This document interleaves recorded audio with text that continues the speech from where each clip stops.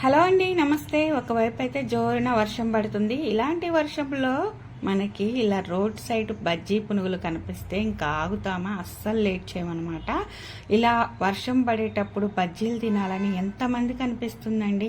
నాకైతే నా లైఫ్లో చాలాసార్లు అనుకున్నాను, కానీ వర్షం పడే టయానికి ఎందుకు పంపిస్తారండి, బయటికి ఎవరు పంపించరు కదా. కానీ ఇప్పుడైతే అన్ఎక్స్పెక్టెడ్గా మేమైతే ఊరెళ్ళి వస్తున్నాము. ఇంకా మార్గ మధ్యలో ఈ విధంగా వర్షం పడుతూ ఉంది కదా, ఇంకా అప్పుడే మంచి స్మెల్ వస్తున్నాయి అన్నమాట బజ్జీ పునుగులు. ఇంకా ఆగుతామా? అస్సలు ఆగలేం కదండి. ఎవరైనా సరే ఇలా రోడ్ సైడ్న కూర్చొని ఇలా బజ్జీ తింటుంటే అస్సలు భలే ఉంటుందండి.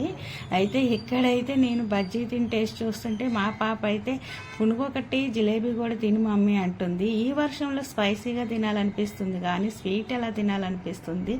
మా పాప అంతా డిఫరెంట్లే అండి. మొత్తానికైతే భలే ఎంజాయ్ చేసాము. మీకు ఈ వీడియో నచ్చితే లైక్, షేర్, సబ్స్క్రైబ్.